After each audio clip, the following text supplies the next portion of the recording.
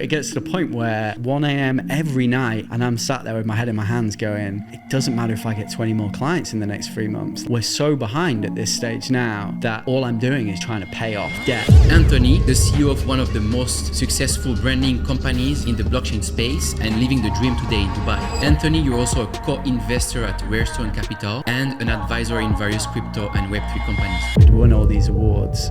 People are saying congratulations to me, and then I'm looking at the books going like, we're fucked. We made some terrible mistakes. I remember we had this ginormous VAT bill, the clients weren't paying on time. How do we recover from this? The height of the bull market, we were getting 30, 40 inquiries a day. It was ridiculous. We still filter through. Is this a company that we believe in? Do they share similar values to us? Are the team going to be excited about it? My team are a bunch of creatives. If they're going to find this boring, they're not going to do amazing work. I'd say the biggest problem in Web3 is branding. It's trust and communication. Most people don't understand crypto. It's like a secret club that only crypto natives understand. And that doesn't work when we're trying to achieve this mass adoption. It cannot grow that way. We had some huge winners, projects that we put way more than the value initially scoped out because we truly believed in what they were doing, and they did crazy multiples and it paid off like you could never imagine. You don't drink alcohol anymore. Why? I'm 35 years old. I've got amazing friends around me, and then I've also got an amazing family around me. Why do I still need to get drunk? Remembering those moments and enjoying that was part of what I had to get through to get to where I am today, to remind me to be so grateful for the life that I'm living right now and the people that I have around me. Everyone needs to really take their time with everything they're doing and really appreciate that they are just alive and here and enjoying, this beautiful life. Anthony, welcome to the podcast. Hello, how you doing? Doing great, man. Why don't we start with a bit of your background? So can you tell us about the few key turning points in your life that made this young, handsome British boy go from growing up in a village in the UK to becoming the CEO of one of the most successful branding companies in the blockchain space and living the dream today in Dubai? Thank you very much. Quite an introduction. That's a difficult question. I'd say it goes back to design more than anything. So I started off as a graphic designer. I was making flyers and posters and menus and signs for pretty much everyone in the music industry. So I was throwing parties and I was working with a lot of DJs, and everyone I met, they'd all be saying, you guys have like the best flyers, the best artwork, who's doing it? And I just fell in love with design at that point. So I was completely self-taught, went to school, did not work for me. I came out with like 2 GCSEs, so I decided that wasn't for me. I attempted to go to art school to do an arts degree, quit after 1 day when I realized the teacher had never worked at an agency or actually worked on any client briefs. I just thought, this is not the guy that I want to learn from. So I quit that day. Much to my mother's dismay. After that, so I'd moved to Manchester at this point from a little tiny village in Lincolnshire called Keelby. Manchester was like the big new shiny city. All the buildings were huge. I'd never seen anything like it before. And I started off there, threw a few parties, started doing more design work for people. And this is kind of when I sort of fell into branding at that stage. So a lot of people were asking me, can you help me build a brand, not just create a logo? And I was like, yes, had no idea what they were talking about really. So I was going back, reading books, figuring out how to build a brand essence. What is it that actually makes a brand powerful? Really fell down that rabbit hole and got so into learning about branding and creative design. So I started creating brands for a lot of startups, from fashion startups to tech companies to property companies. It was super varied at the time. And then after that, I decided to start a fashion magazine. Had absolutely no experience, but a few friends of mine, we were talking about how in Manchester and Liverpool and local cities, there was no good lifestyle magazines. And there wasn't really much premium design happening at this point. This is what would this be, 2005, 2006? Because you're talking about magazines, so it's there was no online magazines. I think Lad Bible was just starting, and a few of these online publications, but you really only had traditional magazines like Vogue and GQ and things like that. And there wasn't anything that was like more local and, you know, about what was actually happening in the cities around us and what was actually quite relevant to young people. Because you'd look in like GQ and Vogue and things like that, and it was all fashion shows. And you're like, this is cool, but this is not really our life. We're not going to these A-list parties. Put together, it was called La Vida magazine. I did that for about 2.5 years. Full time, or you're still doing branding on the side? It was a little bit of both. So I think at the time, my agency, I call it an agency, but there was only me in it. And I used to make another name to reply to emails, so it looked like we had more than one person in the company. And that was called Branded Agency. And then we had La Vida magazine, and I'd kind of jump between the two. So I'd be planning out and interviewing people and organizing photo shoots and creating and designing all of the magazine. And I was quite lucky that I ran into someone who really loved the brand and loved everything we were doing, and he wanted to buy my stake in the business off me. So I exited that. And then, I was pretty confused what to do at that point. And then I got an offer to join a new startup, which you probably have heard of now. It's called Pretty Little Thing. Yeah. So it became like a ginormous fashion brand. That was amazing. I was there for a couple of years. Just anything in design. So really just helping them lead in the graphic design and the website, and just like developing the brand and really helping them position themselves correctly. I learned loads because I'd never worked in like a big company before, and obviously no like experience or qualifications in what I was doing. So I was really learning on the job. How early was this for the startup? They just started. Yeah, I think they were like 5, maybe 6 months old. After again around 2 years, I realized like girls fashion is not really what I'm interested in. I would just like the challenge, and it was like my first real job. So I left that and realized, you know what, I really want to just go and consult for people, and I need to create like a bit of an alias for myself. So that's when the idea of Noir was born. So that was I call it V1, version 1 of Noir. So there was only me again. And I started really thinking about how we can create brands that stand out from everyone else. And I've always had this like huge love for minimal brands. So, you know, like Nike, Adidas, McDonald's, just like super, super minimal, not overcomplicated, minimal color palette, lots of like negative space, and just like a certain style that I was really drawn to. And as I found out, a lot of tech companies are really drawn into that too, right? Because they're super complex. They don't really want to look like another computer company. So I start getting a lot of clients in tech. And what stage would I be now? Probably around 28 years old at this stage. So I decided to set up Noir properly and build it into an agency. How did you even start about that? You know, like what made you take the leap and say, okay, now I'm going to start this company and become really serious about that? And how do you get your first clients? Yeah, I mean, do you know, the good thing about being right at the bottom is you have absolutely nothing to lose. So I guess I just had blind faith that this is something I want to do. I'd never really had like any real money. So I was like, do you know what? I'm just going to throw absolutely everything at this and see what happens. And what I did is I just started creating brands that didn't exist, and creating like made up case studies of like what tech brands could be. And then I'd started pushing out my work as my portfolio and pretending that they were actual real clients that I'd worked for, and pitching it to people. And I remember I would like go out in the day, like meet lots of different clients, like literally knocking on their door, like, hey, would you like to see some of my work, with my laptop in my hand, showing them the branding that we'd done, and then having a conversation with them, selling them this like full branding package. Because I started to realize then, like, you know, branding is not really just about how it looks visually, it's about how it sounds, its personality, its positioning, building more of a brand strategy. So I started to build out like more of a package of how we can really develop a brand that's not just going to be like a logo off 99 Designs that looks everything else, but it's like truly unique to them and the core of who they are.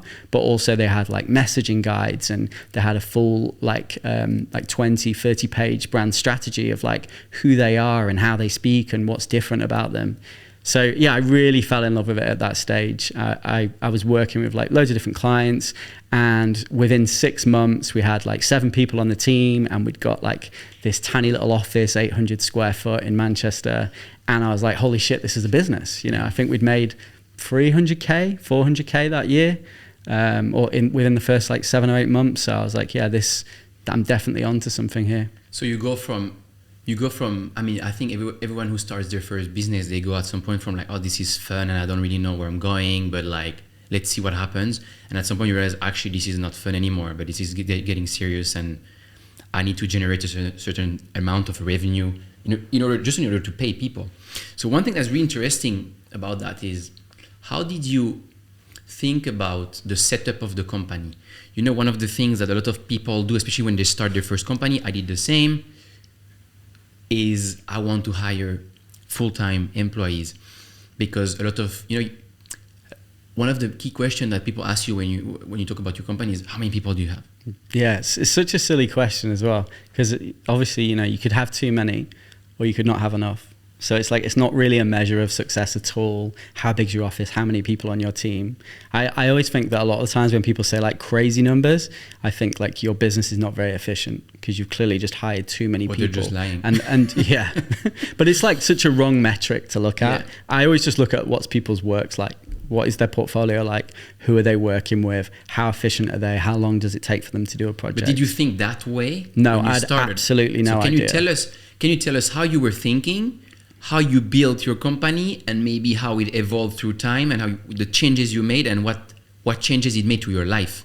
Yeah, I think we know already. I think it actually made a big difference. Yeah, I mean, I had absolutely no idea, and I was really just learning on the job. And the thing is, I love branding, like inside and out. It's what I've always loved. I used to drive down the street. And like, I used to live in this absolute shithole called Grimsby, and like, there's no money in that town. Like, it's doing a lot better now. But like, when I was there was no real good jobs. There was no real money. And I'd be driving down the street and every single building had like terrible branding. And I used to think to myself, like, I could make this whole street look better. And then like, I remember going into cities and thinking, doesn't look that good here either. And then I really just started to look at every single brand and be like, what font are they using? How could they make it better? And I'd constantly be recreating brands in my head of every single thing that I saw, from like a Kit Kat to a packet of crisps to anything I was looking at. So when the business started to take off, I really was just focused on doing great work. That's all I ever cared about. And I didn't really look at profitability. I didn't look at how many people were hiring, how quick we had to get things out the door. I was just going out there being really, really passionate, being like, look, we're brand new. I'm going to work harder than anyone else will. I'll do it cheaper than what anyone else will. I just want to work with you guys because I like what you're doing. And that was good for the first 6 months. But then obviously things started to come undone after that, because, you know, we weren't doing things in the right time frame. We weren't looking at how many resources we brought on board. Yeah. We weren't making, we'd look at the end of the year. And I remember getting to the first year, I had this business partner called Alex at the time. And I was looking and I'm like, we've hardly made any money. Like I was probably paying myself like 25K, like sterling per year. And like the team were getting more than me. And I was like, I had this false sense of success. You know, I was like, oh, we're smashing it. We got all these great clients. Every pitch I was going in for against all these other agencies, we just kept beating them. And I was like, this is so strange. But obviously we were doing it a lot cheaper and we were having too many people like that were working on it, and we weren't hitting the deadlines, and it very quickly wasn't very profitable. So we get to about a year and a half in, and I'm really starting to look now, like, how can we turn this into a proper business, like not a lifestyle business? At this point, my business partner at the time, Alex, I think we'd got to like 9 or 10 people on the team, and it was just too much for him. He didn't want to be in the business anymore. He'd fallen out of love with it. He didn't really love design in the same way that I did. He wanted to grow a successful business.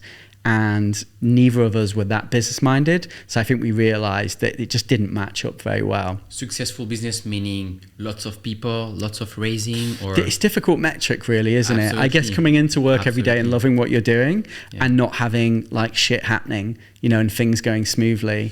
And the problem is that's very difficult to achieve, especially for the first few years, because you haven't built like a robust system, because you've got no knowledge of how to do so. I think one of my biggest regrets was just not like going and sitting down with other agency owners and going, please just tell me the mistakes you made in the first 2 years so I don't make these same mistakes. But yeah, it's one of those where in some ways you really have to go and learn a lot of this stuff for yourself. And we made some terrible mistakes. I remember we had this ginormous VAT bill.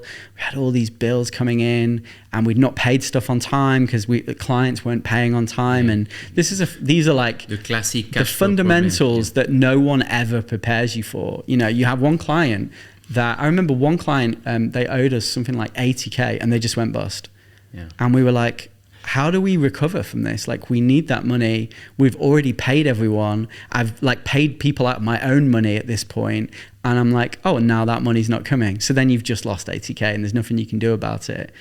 And that happened a few times, you know. So then we're like, right, there needs to be a better due diligence process to make sure that we can see people that aren't gonna, you know, go bust within 3 months. And also, like, how are we splitting our invoices so that we can get paid quicker to make sure that if anything does happen, we're not, you know, we're risk adverse at the time. So you have that on one side, which is, as you say, the due diligence of the clients, but then on the other side, you can kind of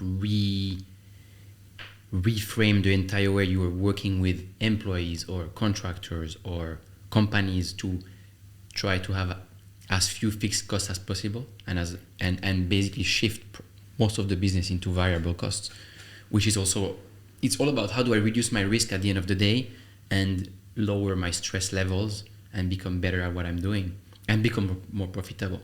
And I think it's something that you've done really successfully in the last couple of years, basically. Yeah, so there was sort of a tipping point. So my business partner Alex leaves, and he took like a chunk of money out the bank as well, which we'd not agreed on. And wow. And we had a lot of wages to be paid and a lot of other things going on at the time.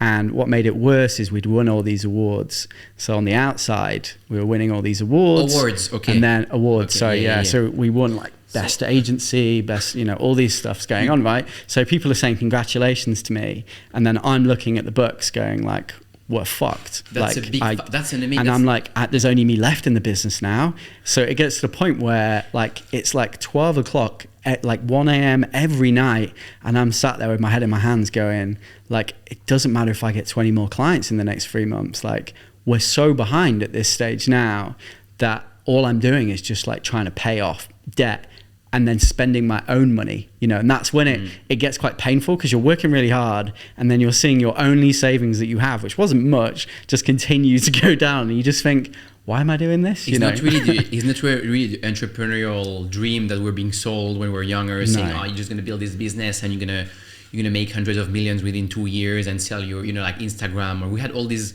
kind of like tech, the tech wave where we had a few like really successful companies, and that's what people kind of base their benchmark on. And the actual truth of most companies, it's very hard to be profitable, and a lot of companies that are profitable are kind of like barely profitable, and the entrepreneur or the entrepreneurs are screwing themselves in the process, because you're not realizing, oh, as you said, I'm paying myself much less, I'm paying people to attract them, I have to pay them more. I'm barely profitable because I have a lot of fixed costs. I have all these issues of cash flow, of clients that, we don't charge enough, and so on and so forth. And then you start to think, actually, well, I'm kind of screwing myself and I'm not building actual equity value in the company because, I just realized that this is not a tech company or a crypto company that has like potential huge equity, but it's more of a kind of consulting business.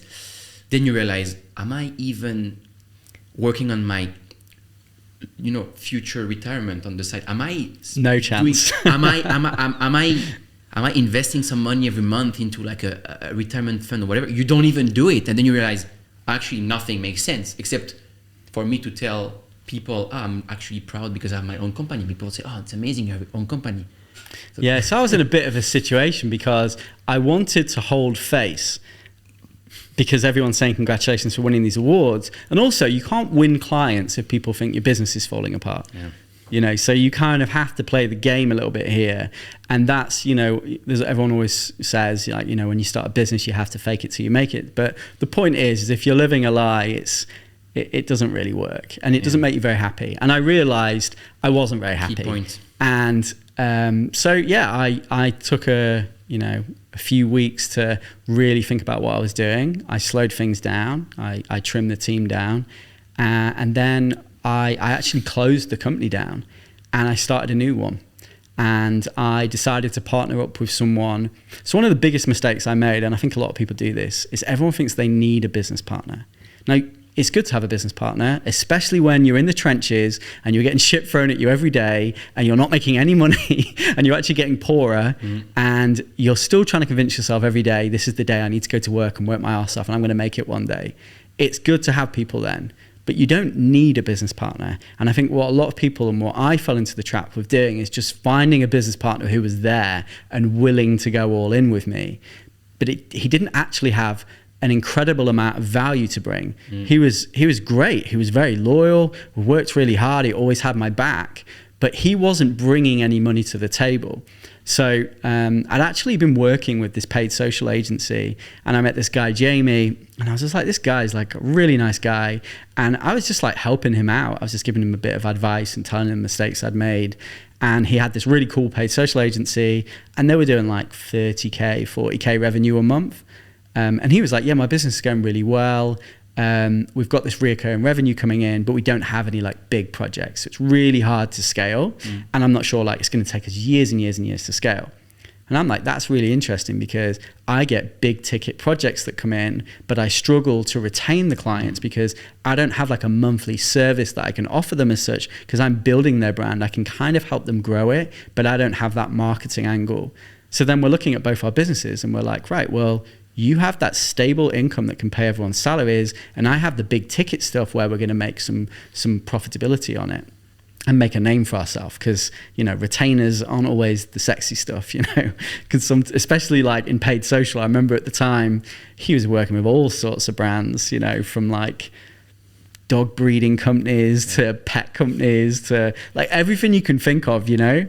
And he was just running Facebook ads, and they were doing really well, but it like wasn't cool. It was hard to kind of like push that out as like, we have really cool clients, when his logos were just like everything you could think of. We work with anyone. So anyway, I had a conversation with Jamie, and I realized this guy's the perfect business partner, and we both bring immense value, you know, to the stage. And what's great about Jamie as well is he does not want to be in the limelight whatsoever. Yeah. He loves being operations. He loves working behind the scenes. He's not even that interested in like meeting clients. He's great with them, but he's just quite happy making sure that everything behind the scenes is running perfectly.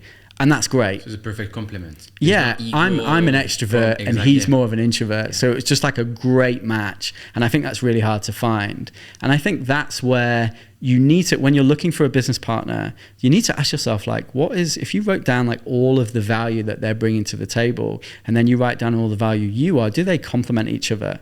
Is it going to make a solid business, or do you both have the same skills? Because if you both got the same skills, you shouldn't be working together, because that's not the right partner for you. Yeah, that's absolutely true. And obviously you're going to be more drawn towards someone who is similar to you, because they're more likely to be in your group of friends.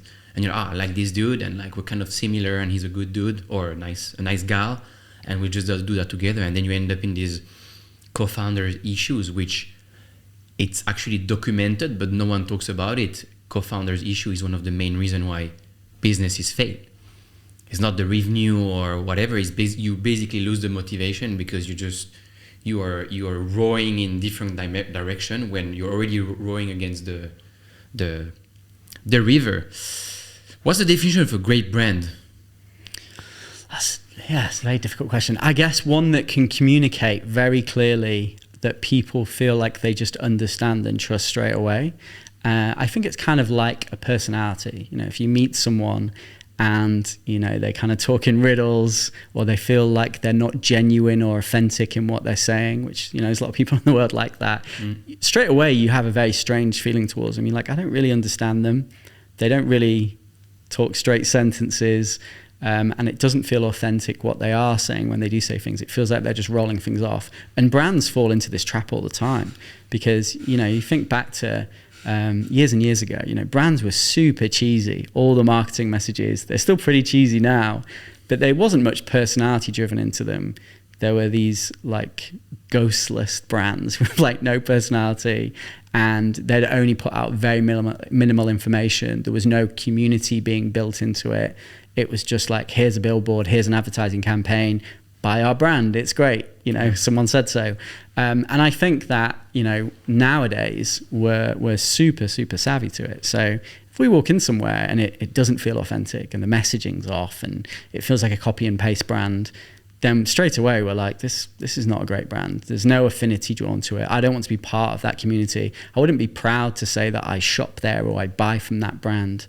And there's no like rich history or heritage behind it.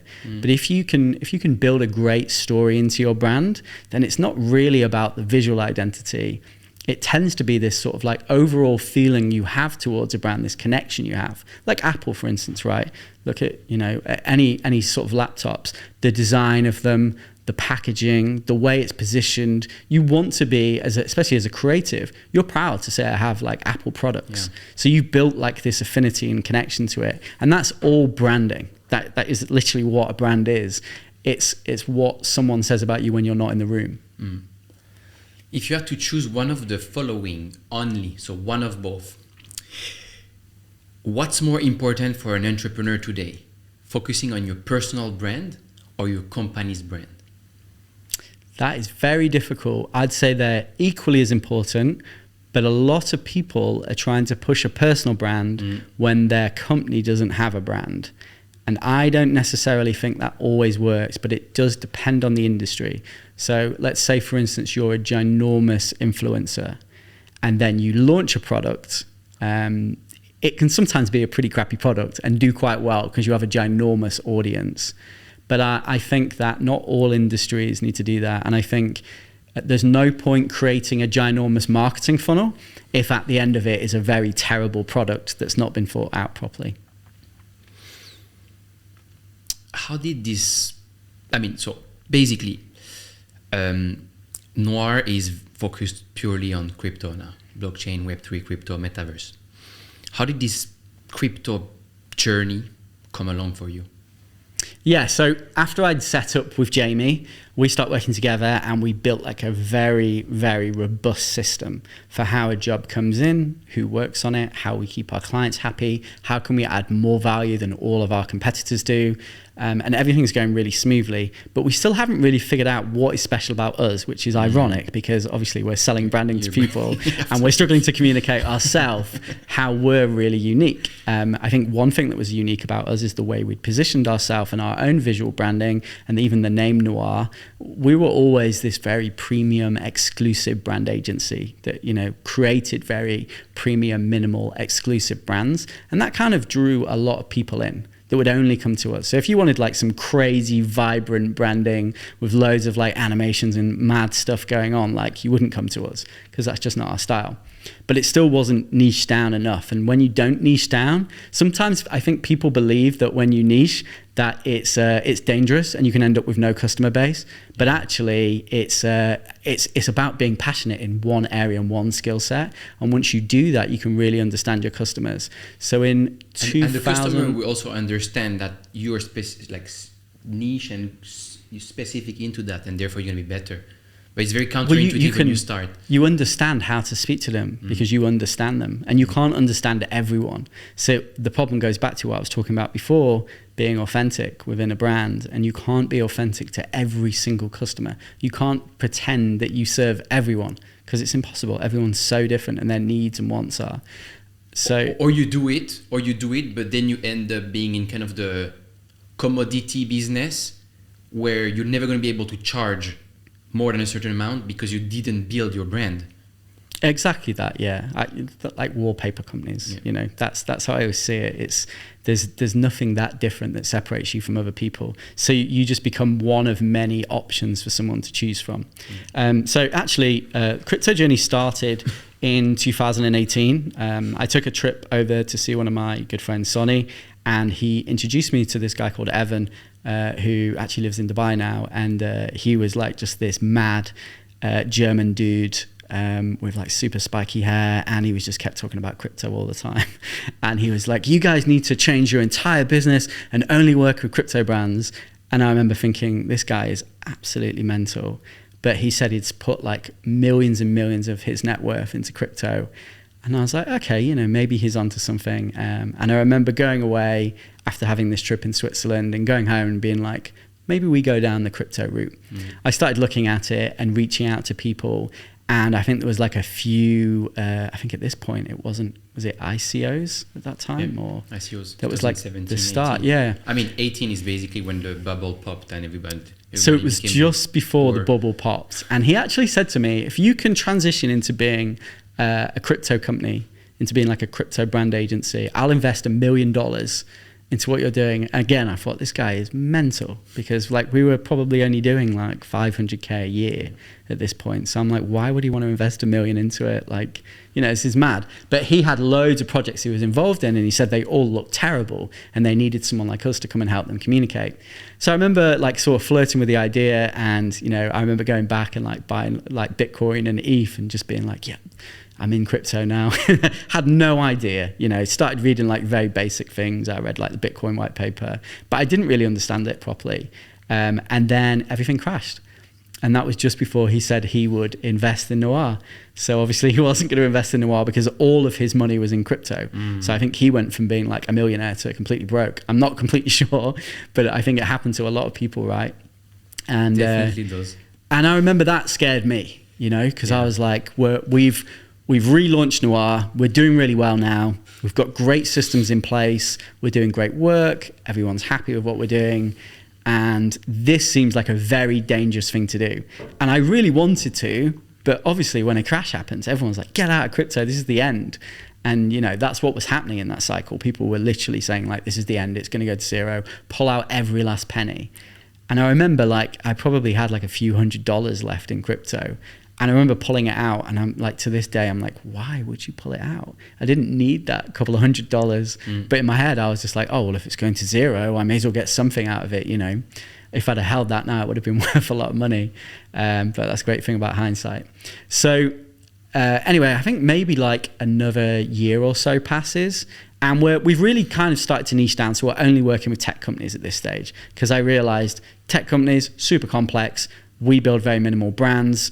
We can create things that really separate from the other ones. We can make them look more premium and not as like tech and nerdy. And we were building a good name for ourselves. So we landed a job with Skyscanner, and we were rebuilding part of their website for them and working on their branding. And we're getting these great clients come through and working with really cool people. And then COVID happened, right? You know, the day that shook the world. I remember I was in Thailand at the time on holiday with one of my friends, Seb, who you know. And I came back and I was like, holy shit, all our clients were cancelling. Every retainer cancelled. Crazy time, yeah. We had maybe like 3 clients that like held on, and we had projects that were ongoing with them. And we were like, oh, well, I guess we'll trim down like the team a little bit, and we'll just rethink the business model. They're cancelling, or they're freezing budgets? I mean, at that point, they were just cancelling. Yeah. You know, they were like, we don't know what's going to happen. Yeah. So like, we just have to stop everything. So, you know, it was like all our revenue just overnight just disappeared. And I remember thinking like, this is crazy. And I remember like reading about it online and like what could happen with a pandemic, and that it could go on for years. And it was just this wake-up call that I needed. I was in Manchester at the time. I looked out the window. It was like raining. I hate being inside. I've got like claustrophobia, and I just hate sitting inside for like prolonged periods of time. I love being outside in the sun. And we had maybe 4 days of sun a year in England, so it wasn't very much.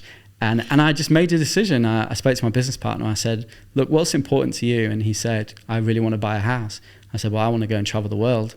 So I never wanted to be in Manchester. And if we don't need to be here anymore, if we can work remotely like this and we can keep our business going, then why are we here? I said, because I don't even enjoy it being here anymore. I've been in Manchester for 10 years. I didn't really feel like it was a great city. I felt like I had amazing memories and made amazing friendships, but I didn't feel like it was serving me anymore. I didn't feel like the people in business were like too kind. You know, they kind of want to slam you when you're down. It was very much that kind of feeling. I didn't feel like there was much support there for like young businesses and people who wanted to do something with their life. So I left quite controversially, got on a flight to Portugal. And I don't even think you were allowed to travel at that point. I have no idea. I just got on this plane, and I think there was like 4 other people on it who were all Portuguese. And I went to Lisbon, and I stayed there for maybe 5 or 6 weeks. And I spent the rest of the summer just traveling around. Anyway, I got tagged in a tweet. Can someone help me build one of the biggest web3 funds in the industry. And I was like, this is interesting. Why have I been tagged in it? And it was Rare Stone Capital. And they were looking for a really cool agency that would understand what they were trying to do and be able to create a VC that stood out from all the other ones that were in the industry. So yeah, after that initial conversation, I read everything you could possibly read on crypto in 2020 and just went right down the rabbit hole. I bought loads of ETH, loads of BTC, and you know, quite a few altcoins that I was getting into as well, and we just started playing around with it to understand it, because I think like buying tokens is one thing, but getting rug pulled on a bunch of dexes is really the future, isn't it? And I think once you're officially a degenerate, then you're in. So yeah, that it really changed our perspective. We helped, as part of our research process, working with Rare Stone, we really spent a lot of time getting to know all of the guys, and they have so much knowledge between them. They introduced us to tons of people, I'm sure for you as well. And they really just changed my perception on it. I started to understand money a lot more and how it actually works. And I felt like it was the first time that I'd seen the world in this way. And then I realized that we had to just work with Web3 companies. I didn't want to work with anyone else. And I truly was 100% sold on what the future of blockchain technology could be. It just makes so much sense. So you went all in with your business. How about your personal investment? Because when you're in crypto, there's different ways to play the game. You can say, oh, I'm building this business in crypto, therefore like I'm spending my entire day and all my revenue of my company is based around that. But then you also, accumulate some cash through a company, and you, at some point, if you understand Bitcoin and you understand inflation and all that stuff, you understand that you need to invest your money too, because the cash is not a great place to store wealth. So how do you think about your personal investments when it comes to crypto? Are you also like all into crypto, or are you much more risk averse because you're saying, actually, I already have my company that is fully exposed to this industry? A bit of both. So just at the start of the pandemic, I saw that there was a bit of life being brought back into crypto. And I also saw all the stocks had crashed majorly. And one of my close friends, Steve, said to me, just like time, if you don't plan what you're going to do with money, it just gets spent. So you should invest every penny that you have instead of just letting it sit there in a bank account. And I remember I had maybe 20k sterling to my name in savings, and yeah, I bought loads of stocks to begin with, and then the more and more I got into crypto, I sold all of those stocks, and I just kept buying Ethereum. I think I got into Ethereum at it was like $200, and I just kept buying it every single week and kept buying Bitcoin. And yeah, it just made sense. It was really exciting then, obviously, as well, because it was the start of a bull market, right? So there's a very euphoric feeling about refreshing your wallet or your bank account and seeing it go up in crazy multiples every single day. And yeah, I didn't invest like any of our company funds, like the treasury or anything like that. But my personal money, I decided I was going to go all in, and after traveling around for, I think it was like 4 months, I came to Dubai in October 2020, and I think I had 26k then, or 27k that was actually in the bank. And then obviously I had different investments and stuff. And I remember thinking, the rest of this money just needs to go in crypto too. And it was a very risky move, right? Because I didn't really have much money, and we were just picking up crypto clients.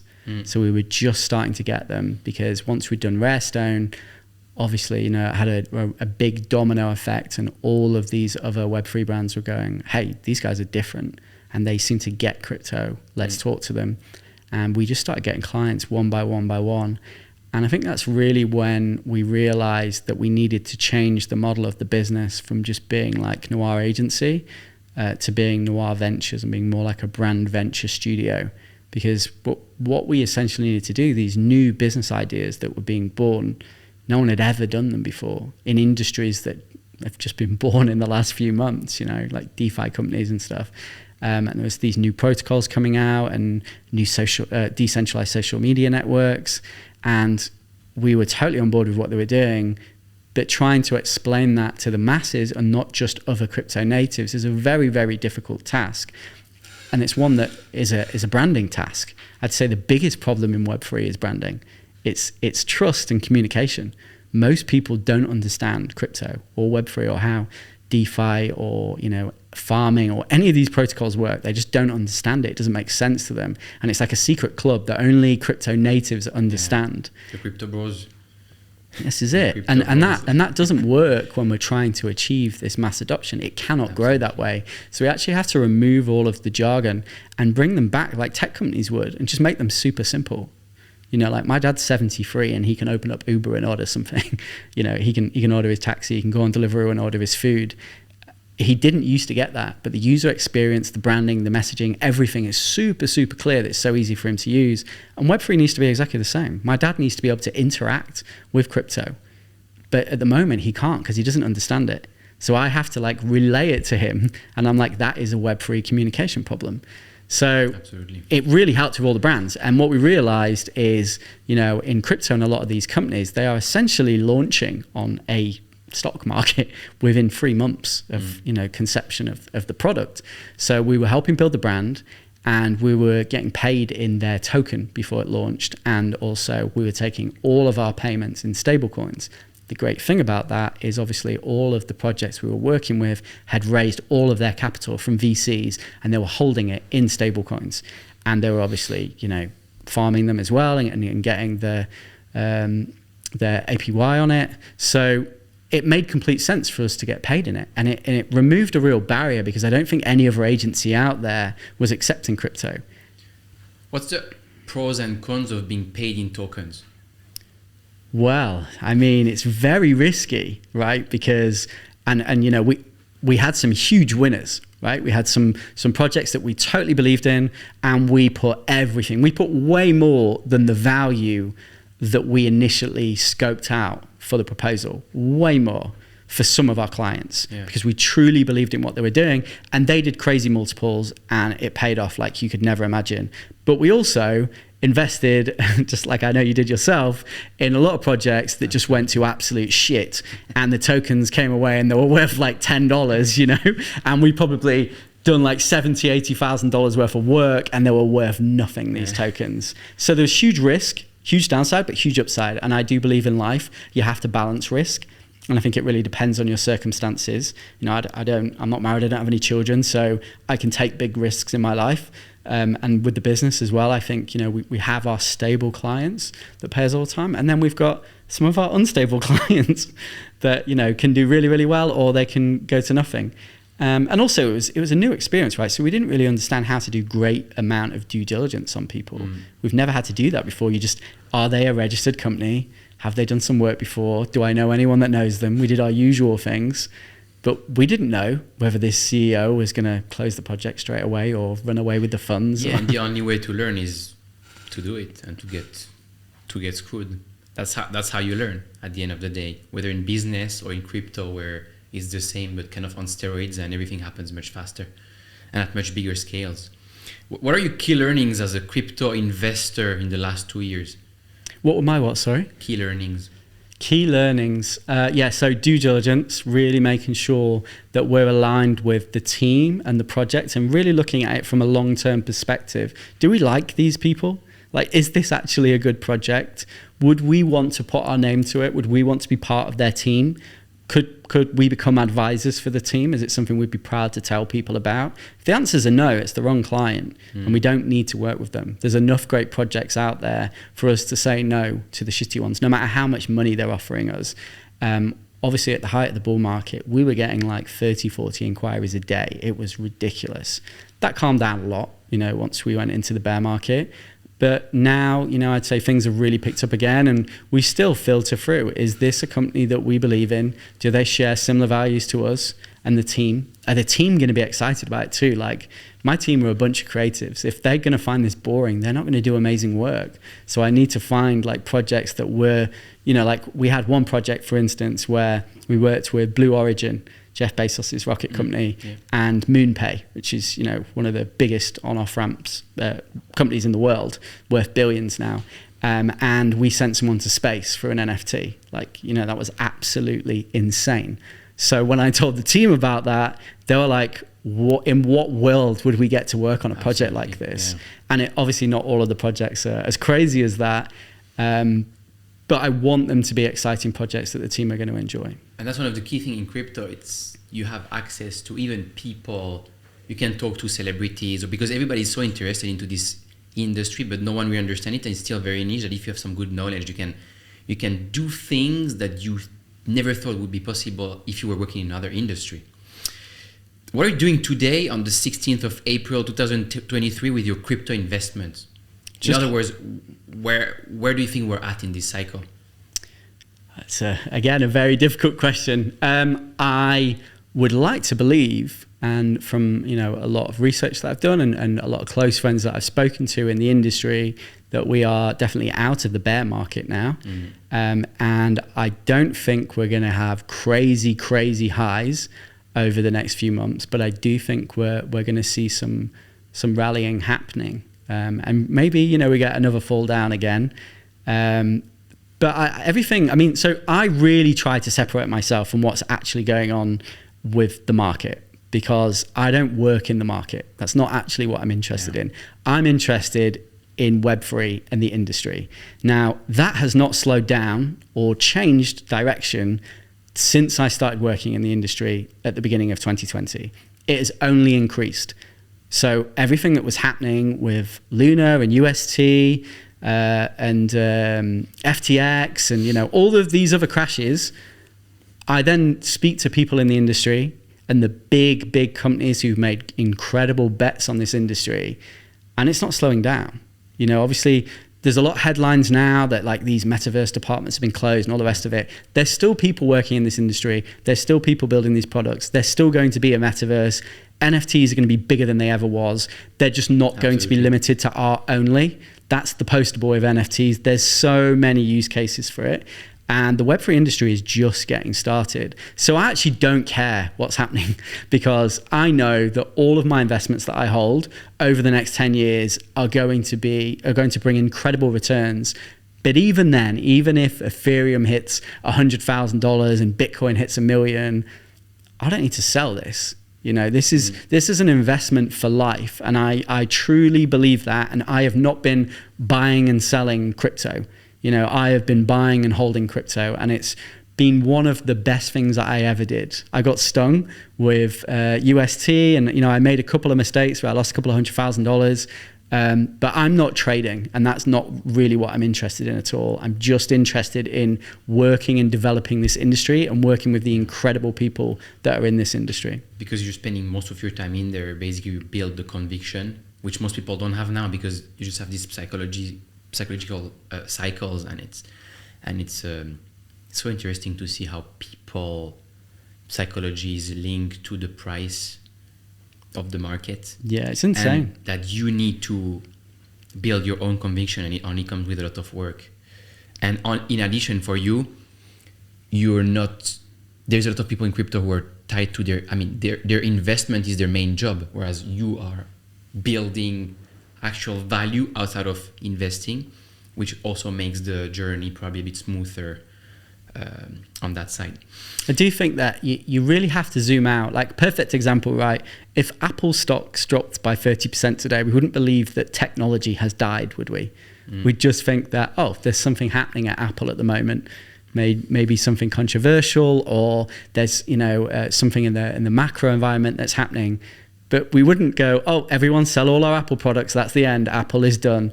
But in Web3, for some reason, every time Bitcoin crashes down a little bit, everyone goes, that's it, everything's over, close the books, and it's just not true. It's just not true. So yeah, working in the industry has allowed me like a completely different perspective. Absolutely. You're on the field and you just realize like there is a lot of stuff happening in there, and the price is a distraction to the adoption of the whole technology. You don't drink alcohol anymore. Why? Yeah, I made the decision at the start of this year for quite a few reasons. So growing up in England, there's a real culture around drinking. So I don't know if it was the same for you growing up in Switzerland, but for us, it's kind of like if you're going to have fun, you get drunk. If you've got nothing to do, you get drunk.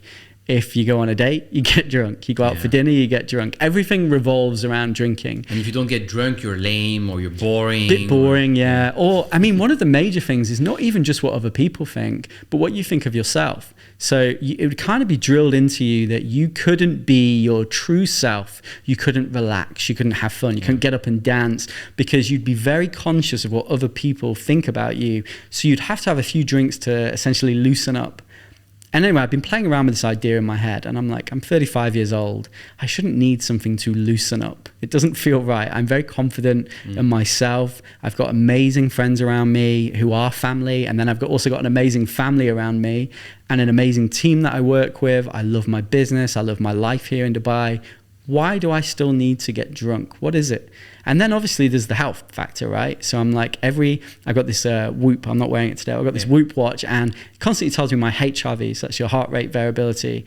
And it can really predict. So when that sinks down, that's normally when you're not rested well, you've slept really badly, and you're normally going to get sick. Your immune system's quite low. And I would see it tank. Every single time I had one drink, my sleep would be affected. And once my sleep was affected, my eating would be affected. The energy I would have to go to the gym would be affected. The motivation to do hard tasks at work would be affected. So it had such a huge ripple effect on my life that I was like, so essentially I'm just going to be always floating around 50%. And how can I get past 50% if I'm always just going to keep, every time I peak slightly, I drink and I come straight back down again. So yeah, I really had a long think about it. And I thought, do you know what? Let's just do 50 days without alcohol and see how I feel. Did 50 days. It's relatively easy. You know, obviously there's always a difficulty when you then go to hang out with your friends and it's past 12 o'clock and everyone's having a drink and you're the only one that's not having a drink. And I just started drinking tea. Bit weird, but I really like chamomile tea and love it too. With honey on the side. Love it so too. Nice, so nice. And obviously in Dubai as well, like you've got a lot of access to amazing like Moroccan teas and Turkish coffees and all different types. So because I don't really like a lot of the mocktails because they're just basically like a sugar a cup bomb. of sugar. Yeah, absolutely. Yeah, and I don't want to drink Red Bull. I don't really like Coke or lemonade that much. So I just started drinking a lot of tea, and I feel great, And I found myself just knowing that I felt more confident because I'd be in these situations where I'd normally think I needed a drink, and then I'd just be myself, and I'd be like, that actually wasn't so bad. And I got past the point, and I realized I never needed the alcohol. I was always quite a fun and happy person without the alcohol. I just convinced myself that I needed it. And that was enough conviction for me to realize I don't need this thing in my life anymore. I've had so much fun drinking over the years. I have partied in every country in the world. I've got drunk beyond belief and blacked out more times than I can remember. I didn't have an alcohol problem. I didn't even drink that much. I just don't need it anymore. So I made the decision, like I did when I was 30 years old. I used to smoke 20 cigarettes a day from 15 years old to 30. And I remember when I turned 30, I thought, this is pathetic. Yeah. Why are you addicted to this like tiny little stick that you have to go and stand out in the cold to smoke and it makes you stink and all your friends don't smoke? So I was like, right, I quit. And then obviously this next thing now is like alcohol. I'm like, I do not need it. I'm very happy without it. So I've quit. So I'm 105 days, 106 days in, and I genuinely don't think I'll ever drink again. I don't see the point of it for me personally. Yeah, and as you said, you are not at this 50% benchmark anymore. You are higher. Therefore, you feel much greater. You have higher testosterone. You have more, just naturally in the biochemical level, you feel much better. And so everything is going to compound in your life from there. Yeah, it's a life hack. That's the way I look at it. Yeah. It's everybody is playing the same game with the same set of rules and they're living around the 50-60% mark. Maybe you've got some freaks of nature that manage to go past that. But for me, I was always just staying around that same part. It's kind of like going to the gym for a week and then taking a week off and then going for a week and taking a week off. Your body pretty much stays the same. I tend to do that a lot. And you never see progress. And, drinking for me was doing the same with my career. I was making incremental positive changes in my career, but nothing that was like so essential that it was like really moving the needle. And now every week on week, I'm like sharper. My recall is quicker. I just feel so much healthier and happier in myself. Mm-hmm. Absolutely. No brainer. The gym, the no drinking or low drinking, Absolutely. What about you? Are you still drinking? I do, but not much. And the truth is, I've already not. I never like drinking. I don't like the taste. And at some point, you start to realize that you can't afford it anymore, because you're gonna lose one. Like, let's say you get really drunk one evening, then you're gonna need 2, 3, 4 days. Let's say two to 3 days. But I mean, it's kind of a cliche, but time is money, and it's more like my decision-making power that's so impacted that I'm kind of floating around, as you say, and like I'm just like, I wasted a day, I wasted 2 days, and not only I wasted a day or two in terms of business and decision, but also like in terms of feeling present with people.